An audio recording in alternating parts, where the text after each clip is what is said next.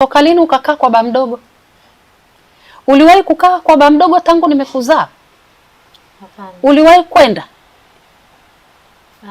Kulikoni? Shida ilikuwa wapi?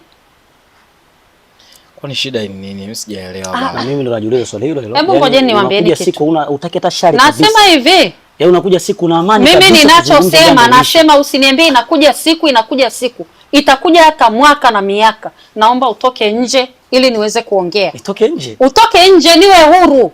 Nilichomuitia nijue namwambia kitu gani. Wewe mwanamke bado una kichaa wewe. Mimi nitoke nje? Nitoke nje kwa misingi gani? Na ni kwa nini nitoke? Jamani mleo tuzungumze. Bado na kichaa. Uliwahi kunitoa Mirembe wewe? Zongo anakuwa ni huyu shemeji. Hivi huyu aliwahi kunipeleka Mirembe? Kila siku nakuja hapa kwa amani. Lengo ni kujenga. Leo umekuja umesema unataka kuomba msamaha kwa binti yako.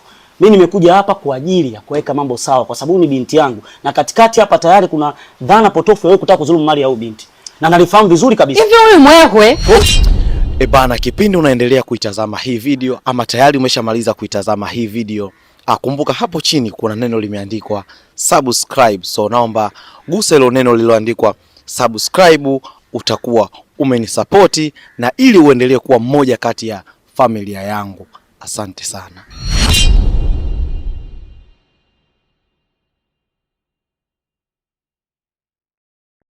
Yes, it's me Zompa again kama kawaida. Namshukuru Mwenyezi Mungu kuanzia mwanzo mpaka hapa tulipofikia, na nafikiri tuko katika hatua za mwishoni kabisa za mimi kuachana na hizi habari, kwa sababu watu wengi sana watu wananipigia sana simu, wana matatizo na nini, nimewa stop kwa sababu ili nilimalize hili kwanza, afu nikianza jambo lingine nisiwe nachanganyikiwa. Alafu jamani mnaonipigia jamani, nimeweka hizi namba kwa sababu ya watu wenye matatizo ama business. Kama unataka kufanya business na mimi, masuala ya kufungua akaunti za YouTube na nini, nitafute, chukua namba, au na matatizo nitafute. Msinipigie simu kwa mambo yenu binafsi jamani. Ndio maana muda mwingine sipokei, kwa sababu muda mwingi simu unakuta sipo nayo mimi. Kwa anayekuwa na simu anapata changamoto. Kwa tupunguze simu jamani, kwa siku simu 200. Simu 200 jamani, mimi nitaweza kuzipokea zote. Changamoto. So namshukuru Mwenyezi Mungu, jambo linakwenda vizuri kwa sababu mahakamani jana pia tulikuwa huko, jambo linaendelea vizuri. Kwa sasa hivi tunafuatilia cheti cha kifo cha baba yake Nara ili tuweze kukifikisha na mambo mengine madogo tumalizie jambo lilo limeisha kwa upande ule. Mama yake Nara nafikiri kama sio leo basi kesho aliniambia hatakuja, na jana pia tulikuwa naye mahakamani. Sasa shangazi alinipigia simu akaniambia, Zompa, naomba tuongee. Nimemkaribisha sana. Shangazi, karibu sana, kama kuna lolote jipya karibu. Asante sana. Nashukuru sana Zompa mpaka hapa ulipofikia. Kusema ukweli, jambo toka lilivyoanza mwanzo lilikuwa ni gumu mno, lakini tunashukuru Mungu saizi, yani tunaona mwanga mkubwa, na yote haya yanatokana na wewe. Bila wewe kusimama kutetea kila pande, kujitoa, kusema ukweli ili swala lilikuwa ni gumu mno. Yote na yote kilichonileta hapa leo mpaka nikaamua nikupigie simu nije hapa tena ofisini kwako, nina mambo mawili yalionileta. Jambo la kwanza, kusema kweli Zompa, utanisamehe endapo utaona kama nimekosea, lakini kitendo kilichotokea mimi sijakipenda. Unaona, wewe anakuja mtu anajitambulisha yeye ni ndugu yake na Abasi. Ina maana wewe unashindwa kabisa hata kuona kabisa kwamba huyu kweli ni ndugu yake Abasi. Mbona hawajai kumzungumzia wala kufanya nini? Alafu pili, yani ungemwangalia kwanza jinsi alivyo. Yani anaonyesha kabisa kwamba huyu mtu bwana sio mtu mzuri. Umeona? Anakukalisha chini kabisa, anakuteka akili, na wewe kweli unafunguka kabisa, unamuita Abasi. anakuja hapa, je, angemzuru ingekuwaje? Kwa nini usingenipigia simu kwanza mimi? Yaani kitendo hicho kusema kweli mimi nimekeleka. Sijakipenda kabisa kwa sababu yani yule angemzuru Abasi ingelikuwaje? Na kwa nini wewe uende moja kwa moja kumpigia Abasi simu? Kwa nini usingeniambia mimi? Yaani hapa ingepaswa mimi nije, kwa hiyo mimi ndo niamue nimuite Abasi au nisimuite. Sasa wewe mtu kakudanganya hapa, kakuteka akili. Wewe kweli unanyanyua simu unampigia Abasi moja kwa moja. Haya, angetoa bastola pale, labda alikuwa na bastola, angempiga Abasi. Hapa leo tungezungumzia mengine, tusingezungumza haya. Kwa kitendo hiki kusema ukweli mimi sijakipenda. Yaani maamuzi ambayo uliyachukua wewe, uliyachukua maamuzi ya kutokufikiria. Ungepaswa kwanza umfikirie alafu muangalie huyu mtu kiundani zaidi. Kuliko hivyo wewe ulivyokurupuka tu na kumuita Abasi kaja hapa. Abasi mwenyewe unamjua. Akili yake inaendaga hivi. Haya, pametokea shida hapa. Ungefanyaje? Na Abasi siku ile kule alisema kabisa kwamba yule pale bwana mume wake ni askari. Sijui askari nani, sijui mwanajeshi, si hatujui. Kwa hiyo mtu anavokuja, huyu anajulikana tu. Unajua hao wenzetu wenye vitengo vyao wanajulikanaga kabisa. Akija mtu anajua tu kwamba sura hii bwana na hii jinsi alivyo huyu ni mtu fulani. Kwa hiyo wewe ukashindwa kabisa kumjua kwamba huyu hapa, huyu anaweza akawa ni mtu fulani. Wewe ukachukua maamuzi tu kupiga simu kwa Abasi, unamuita Abasi anakuja. Kusema ukweli mimi hicho kitendo mimi sijakipenda. Utanisamehe endapo kama wewe utaona kama nimekukosea, lakini mimi sijakipenda kabisa. Sasa nimekusikiliza lakini pia na nimekuelewa. Of course katika hali ya kibinadamu aliyeswali kwa halijakaa vizuri. Sasa tuje kwa nini nilimuita Abasi. Unajua mshikaji toka alivyonipigia simu yule baba nani sijui. Yule mume wa mshangazi toka alivyonipigia simu and the way tu alivyokuwa na force kuonana na mimi. Tayari nishagundua kwamba huyo so bure kuna kitu anacho. Umeona? Sasa mimi nikaona ni bora kama yani mpaka anakuja anakaa hapa anasoma story anazoniletea kuanzia kwenye simu habari alizokuwa ananiletea. Umeona mimi nilishajua tu kwamba kuna kitu kipo kinaendelea. Kwa mimi sasa nilivyoona ni bora wakakutania hapa kuliko wakaenda kukutana huko ambapo watakuwa wenyewe amna Zompa, amna nani. Alafu kitu kingine kwa nini nilimuita Abasi? Umeona mlango wangu pale nimeweka ule mkanda wa blue. Ile ni iron skin. Umeona inaitwa iron scan. Ile kazi yake ni kwamba mtu akiingia pale mlangoni ndio mimi nakuwa namwangalia ila nyinyi hamuelewi. Mnahisi labda ni urembo au mnahisi ni kitu chochote. Kama mtu ana kitu chochote cha chuma pale lazima tu mimi nitasikia ding ding. Yaani lazima tu mimi nitasikia. Nitamuuliza bwana una kitu gani cha chuma? Kwa kama alikuwa na bastola, alikuwa na kisu, alikuwa na panga ningejua. Kwa alipopita tu pale nilishaelewa huyu mfukoni hana silaha yoyote, hana kisu hana nini. Nasoma. Angemkaba. Kwa sababu kumkaba si swala sosa. Kwenye swala kutumia nguvu hizo yani mimi niko mimi, yupo sijui Keni, yupo basi na kameramani kidali. Kameramani kuweka swala kamera chini. Zompa wenzetu wana. Sasa no, yani katika hali za kibinadamu, unajua binadamu ni binadamu. Angekuwa anatumia betri ama injini sawa. Lakini katika hali za binadamu so rahisi. Zompa hata mngelikuwa watu 10. Angeamua kufanya jambo lake. Shangazi nisikilize. Sawa, unaongea kitu cha ukweli, lakini sasa katika hali za kibinadamu hicho kitu hakiwezekani. Nasoma. Wewe sema unasema hivi unacheka. Yani yule tukisema kwenye swala kusema eti atumie siji nguvu tuko tunamtupa kule nje, ila busara na hekima ndio vitu vinatakiwa. Umeona? Tunye tuko furu shangazi simchukulie poa kameramani yule. Kwa mimi nilikuwa nishaelewa ila nikaona ni bora nimemfuata vile vile ninavyotaka yeye. Sijataka kumwekea vipengele vingi, nikasema shida si Abasi kuja acha Abasi aje. umeona, ili wakutanie hapa. Sasa kwa nini hukuniita? Kuliko waende wakakutanie huko. Naye hapa. Wewe pia nakujua. Na ile siku kama ningekuita mambo yangekuwa mengi zaidi ya pale.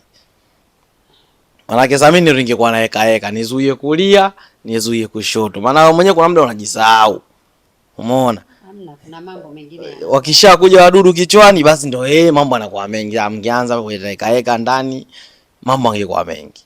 Kwa mimi nishampima ameshikaji tukanakuja nganywa hata kama kelele zitakuwepo lakini ni mambo tu yatakuja takaa sawa. Hilo la kwanza. Uliniambia na mambo mawili. La pili ni lipi? Haya. Ila siku nyingine usije karudia. Wewe umeona lakini huyo mzoanda wenu wa basi amerudi ana hata kipele au si arudi tu fresh? Sawa, amerudi yuko fresh ndio. Sawa. Swala la pili lilonileta hapa ni kuhusu Nara. Au kusema ukweli maongezi aliyoongea Nara ndio yalonifanya mimi nije hapa. Haswa mimi bwana ninachokitaka kama anavyotaka Nara. Umeona? Wale watu ugomvi, kufumaniana, kufanyaje, yani takataka zote zilizofanyika hapa katikati. Lakini hawa watu bado wanapendana. Umeelewa? Bado wanapendana. Tukisema tumsikilize huyu ba mdogo aliyokuja hapa kurupu, hataki hawa watoto wawe pamoja. Yeye hajui uko nyuma huko yametukia mangapi. Hajui mimi baada ya kujua basi ananificha nini, baada ya kuangalia nikajua tatizo lilonalo Abasi na mwanamke wake, nikaamua kufuatilia mpaka hapa nilipofikia mimi. Yeye haelewi nimepambana vipi, nimemtetea vipi binti yake, yeye haelewi. Yeye anakurupuka tu, anakuja katikati, mimi sitaki amuoe, sijui anafanya nini, sijui nini. Hizo ni kelele zake tu. Mfano mzuri tu hata ile siku ile uliona Nara hataki kuondoka na babake mdogo. Kwa mimi yani naona ili swala ni bora tufanye haraka. Watoto wafanyeje? Waoane, ili swala tuachene nalo, tuendelee kuwatizama na kuwapa maadili jinsi ya kuishi katika kwenye maisha ya ndoa. Kwa sababu tayari basi yuko vile na yule binti ndo vile tayari kashakuwa mlemavu. Umeona? Tujue jinsi gani ya kuwalea yani. Tujue jinsi gani ya kuwasaidia katika ndoa zao. Lakini sio tumfuate huyu ba mdogo ambaye anataka kuwatenganisha watoto. Hajui kwamba anavong'ang'ana kuwatenganisha kwamba Nara sio wane na Abasi, anazidi kumuumiza huyu. Anazidi kumuumiza binti yake. Na kutokana na udhaifu tayari ambao anao, anaweza kasababisha yule binti, sisemi kwa maana nini, nasema tu yani kwa tahadhari kwamba mawazo, mtu kiwa na shida kwenye mwili alafu ukachanganya na mawazo, unajua mapenzi yanaumiza sana ukachanganya na mawazo ya mapenzi, unaweza ukakatisha uhai wake kabla hata ya muda Mungu alompangia. Kwa mimi nimeona Nara yuko sahihi.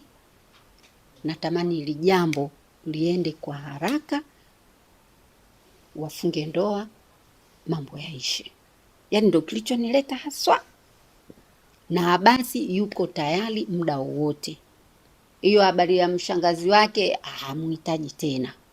Tena kitu kingine, kauli ya yule baba alisema kwamba mwanangu anataka mali tu, sijui nini na nini, aendelee kwenda kumhonga mshangazi wake.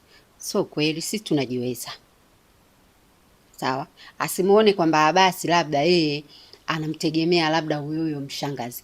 Ni Abasi tu yeye mwenyewe anashindwa kucontrol akili yake. Abasi naye ana mali zake. Mimi mwenyewe nina mali vyangu. Kwa hiyo sisi hatuwezi kumtegemea Nara. Si umenielewa? Ila ni basi tu yani mvurugano wa watoto, unajua mapenzi ya watoto nao. Mpaka ikatokea wakaenda kusaidizana mambo yao ya maradhi huko pasipo kutuhusisha sisi wakubwa. Umeona? Lakini sisi sio kwamba tulikuwa hatuna uwezo wa kusema tunaweza tukamsaidia Abasi, uwezo tulikuwa nao mkubwa tu. Kwa hiyo ile kauli ya mdogo wala sio nzuri, mimi sikuipenda. Kwa sisi hatuwezi kutegemea mali ya Nala, wala Abasi mwanangu hawezi kutegemea mali ya Nala kwamba eti sasa hivi anamtaka Nala kwa sababu ya zile mali. Abasi naye ana mjengo wake, ana biashara vyake, na mimi nina maisha yangu. Tuko vizuri tu kimaisha. Sio, umeelewa? Kwa hiyo sisi hatutegemei mali. Yaani hata yule binti yule wakitaka mimi nimchukue hizo mali zake amweke mtu tu uko kwao amsimamie, na yeye ataanzisha mali zake na basi. Asilete hata 100 kwenye familia yangu. Yeye na Abasi watatafuta mali zao. Ndo atakapojua kwamba Abasi ana uwezo wa kumiliki mali au hana. Lakini asiongee tu maneno bla bla pale, anaongea sijui mali zilikuwa wapi. Wao ndo wanakurupuka tu na mali za mtoto wao huko, lakini sio sisi. Wala hatuna habari na mali zake. Yeye waache tu watoto, mapenzi yao yaendelee, waoane, maisha yaendelee. I see. Kwa kweli ili swala bado limekuwa changamoto sana. Lakini mwisho wa siku unajua kwenye hili swala la huyo Abasi na Nala kuoana, kama Nala kuongea naye, tushaongea naye sana, tushamshauri sana, tumeshamshawishi sana, lakini tayari mwenyewe anaonekana sio mtu ambaye wa kuelewa juu ya hilo swala. Umeona? Sasa nijaribu kuongea na baba mdogo. Unaona kitu kikubwa ambacho mimi nakipigania sasa hivi kama nilivyokuambia, nafuatilia hili swala, huo mgawanyiko wa mali ufanyike. Ukishafanyika huo mgawanyiko wa mali kwa Nala na mama yake, Nala akapata vinavyomhusu, mimi itabidi ni deal na hao watu ambao ni mastop. Na watu wengi sana wamenitafuta, wana matatizo yao, wana majanga yao. Nimewastopisha watu wengi sana kwa sababu ya hili swala limekuwa gumu. Limekuwa lina vipengele vingi, kutoka huku mara watu wameniitia hawa, mara wamekuja hiyo, wanazidi kuitana tu watu.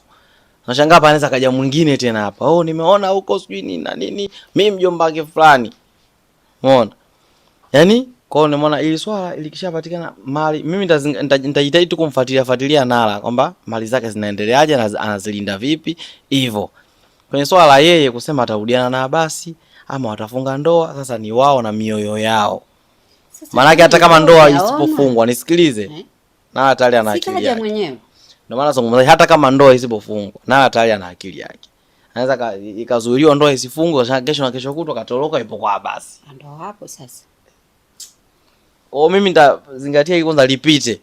Afu tutakaa tena tuzungumze na baba mdogo na Nala tena hili swala. Tuone kama tutapata mwafaka, ndoa ifanyike, itafanyika. Kama mwafaka tutaukosa, basi tutaliacha.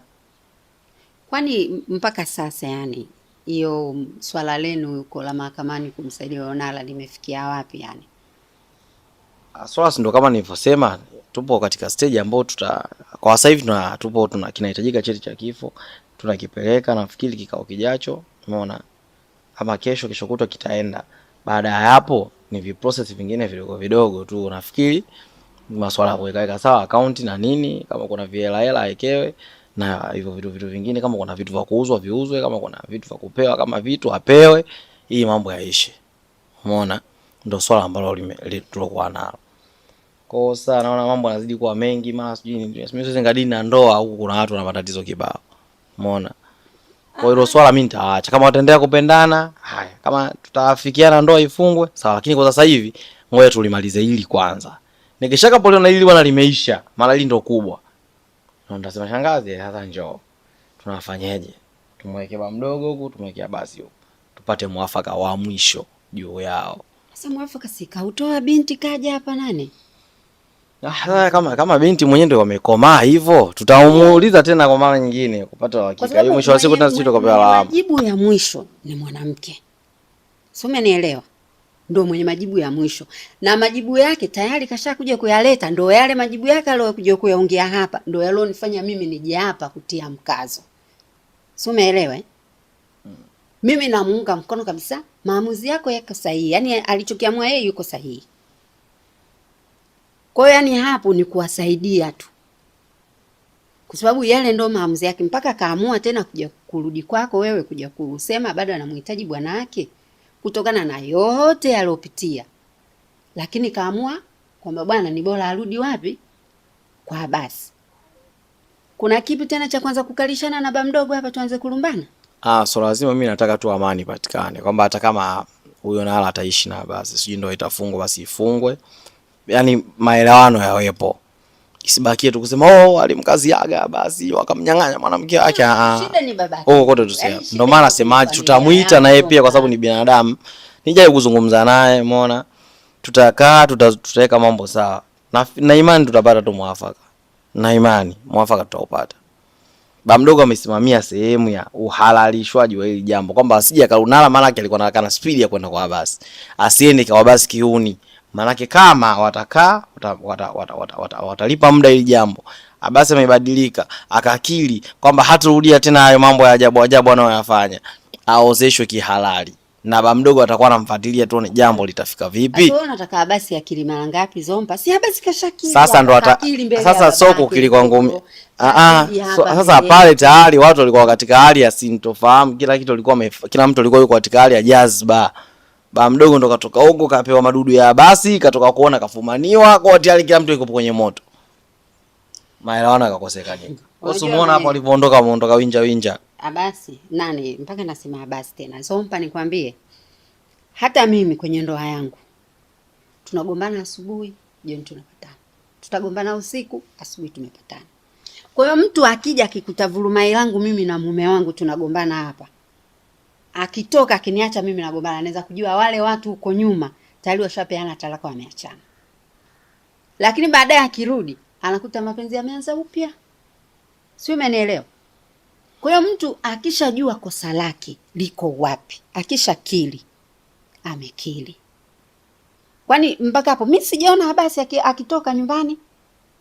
Zaidi anatoka anaenda kwenye shughuli zake. Anarudi. Zile vurugu zile sijaziona tena mimi. Hamna. Yaani hata kusema umpigie simu hapa Abasi uko wapi, utamsikia yuko kwenye shughuli zake. Akitoka anaendelea na kazi zake zingine nyumbani. Kwa hiyo wewe unataka abadilikeje? Yaani nafsi ya mtu anaijua yeye, yaani roho yake anaijua yeye. Sisi ni watizamaji tu na sisi ni wasikilizaji. Tushamsikiliza na mimi ndo mtizama, ndo mama yake. Sawa? Naimwangalia mwanangu kabadilika kiasi gani. Hatuwezi jua kwamba hawa Abasi na Nala wanazungumza nini, wamekubaliana nini. Madamu wameshakubali, huyu kakubali na huyu kakubali, ili swala lipite. Sio tena tuanze tena kukaa hapa kuitana familia. Zompa kutatokea zogo hapa. Sijui, lakini wewe unavowaza, ila mimi ndo mawazo yangu nikwambie hivi. Kwa sababu yule baba mdogo sio muelewa. Sio muelewa kabisa. Atakuja kunitusi tena mimi hapa. Yaani swali hilo kwa hivyo ni kwamba nimeona kila anayefuta kamba anaivutia kwa upande wake. Shangazi unampenda sana Abasi, si ndo mwanao, mtoto wa kaka yako, sijui vipi. Unampenda sana na unampambania sana, mimi naona, na hilo swala alielewa. Baba mdogo naye pia anapatetea upande wa binti yake kwamba Abasi sije kawa anacheza tekniki zake ili aje kuchukua mali za ule dada. Akamfilisi. Tukalimaliza hili, yakaanza homa sekeseke. Mara kakimbia na hati, mara sikauza shamba, mara siji nini, mambo akawa mengi. Sasa swala lazima liko hivi, mimi siwezi kusema hapana, mimi yule sio binti yangu. Nzoma. Kwa kikwazo hakipo kwangu. Kikwazo kipo kwa familia ile. Nisikilize hapo Zompa nikwambie. Unajua unatakiwa mtu kae chini ufikirie kwanza. Umeelewa? Yule binti amepata matatizo kwa sababu ya mwanaume. Sawa? Yaani hili swali unatakiwa mtu lifikirie mno. Binti amepata tatizo kwa sababu ya mwanaume. Hakuna mwanaume atakayejitokeza kwenda kumuoa yule binti. Na kwa pia simtilii nuksi wala siongei mabaya, ila nakuambia ukweli kwamba hakuna mwanaume atakayejitokeza kusema mimi nitaenda kumuoa Nala. Amna. Kwa sababu Nala kashatoa figo yake kwa ajili ya kumsaidia mwanaume. Hapana. Si umeona? Kwa hiyo mimi ndio maana napambana mimi huyu mwanaume alomfanya Nala akawa mlemavu. Swali koje shangazi? Mimi sio kwamba nampenda sana mwanangu. Mimi nawapenda wote. Na tena mimi moyo wangu nampenda sana yule binti kwa sababu ameokoa maisha ya mwanangu. Si unanielewa? Yaani mimi msimamo wangu niliposimamia hapo. Mimi ninachotaka ni kumsaidia binti. Kwani toka mwanzo mimi napambana kumsaidia yule binti. Mimi nilijua binti ana mali yule. Nilijua kwamba kuna urithi kule. Nilijua mimi au Zombe? Sema mimi nilijua. Hapana. Si tumekuja kujua baada ya wale kuja kuzungumza hapa, nani yule alozungumza kwamba yule ana hiki. Lakini mimi nilianza kumtetea toka mwanzo. Baada ya kugundua kwamba basi tayari kashamharibu mtoto wa watu. Tayari kashamtia ulemavu. Hawezi kufanya kazi ngumu, hawezi kufanya kitu chochote pale alipo. Kwa mimi niliingia huruma kumsaidia yule binti. Si umeelewa? Yaani mimi uwezi jua tu. Yaani mimi tayari nilishaongea na mume wangu kwamba yani kuna kitu fulani nataka nimtengenezee yule binti kutokana na ile yani huruma yake aliyoweza kumsaidia nani? Mwanangu. Japo ilikuwa ni mapenzi, lakini ni mapenzi na huruma kwamba atamkosa mtu ampendaye. Angenung'unika yeye, lakini mimi ndo ningeumia zaidi kwa sababu sisi tumekosa nini? Tumemkosa mtoto wetu. Yule alikuwa ni mpenzi. Kwa nini mimi nimchukie huyu binti? Kwa nini sisi eti tumpende yule binti kwa sababu ya mali? Kwani sisi hatuna mali? Sisi tuna mali. Kwa mimi nilikuwa nawaza hata basi angekataa kabisa kumwoa yule binti. Mimi tayari nilikuwa nishaweka kitu kichwani jinsi ya kumsaidia yule binti. Yaani nilikuwa tayari nishaandaa vitu vyangu kwamba huyu binti mimi nitamsaidia hiki. Hata kama basi hatamuoa, hata kama ataweza kupata mwanaume mwingine, lakini mimi nilishaweka ahadi moyoni mwangu kwamba yule binti mimi nitajua jinsi gani ya kumsaidia. Kwa mtu bamdogo asikurupuke tu kwamba sisi eti tunapambana kwa sababu ya viurisi vya Nala. Mimi nilijitokeza kumsaidia kutokana na kile alichokifanya. Ndo hicho nikapambana ili awe familia yangu. Huyu alomtia ubovu wa moyo. Kwa sababu atakuwa kwangu. Sio kwamba ataishi na mimi ndani kwangu. Wamejenga kule, wanaishi kwenye nyumba yao, lakini ni uwepesi sana mimi kwenda kumuona tofauti na akiwa kwao. Yaani mimi ndo lengo langu. Basi sawa shangazi, mimi nimekusikia na nimekuelewa. Ya kama nilivyosema, kipindi namalizana na hili swala huko, litakapokuwa limekaa sawa, pia nitawasiliana na baba mdogo na Nala. Aje hapa baba mdogo na Nala. Uje na basi tujue tunalimaliza vipi ile jambo. Tutakacho kikao cha mwisho upatikane mwafaka wa mwisho ili jambo tena lisiwe kwangu. Mimi nilitoe nianze mambo mengine sasa. Umeona eh? Ya, kwa kwenye huo mimi kwenye hicho kikao cha mwisho tutakaa tujilizishe wote, yani upatikane uamuzi wa mwisho kwamba bwana wataishi pamoja ama hawataishi pamoja. Basi mimi nijitoe na hilo jambo niendelee na mambo mengine. Ila kwa sasa hivi ngoja nimalizie ila mahakamani kwanza liishe, mambo mengine yaendelee. Kwa mimi nafikiri sioni sababu ambayo kwamba hichi itakuwa ni kikwazo cha kumzuia basi asimoe Nala. Sioni kwa sababu tayari washatoleana figo, washapitia mambo kibao. Kama hivyo mwanamke bado anamlilia.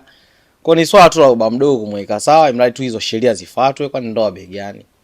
Jambo lipita, maisha mengine yaende. Sasa mwanamke mwenyewe kwa sababu anataka na sio kutaka, analilia. Sasa kama mtu analilia, wanasema mtoto akililia wembe upe mkate. Na unaweza kashangaa tu analilia wembe na usimkate. Sisi hatujui, wametoka mbali, wanajuana. Nafanyaje sasa? Kwa hiyo haina shida, mimi na imani kila kitu kitakaa sawa. Sawa, sina neno jeu. Basi mimi nikutakie siku njema. Mungu akijalia inshallah, namsubiri mama yake Nala kama atakuja, nitazungumza naye na akina Nala kama watakuja leo. Japo kwa sina uhakika, kwa bado nawasikilizia. See you next time.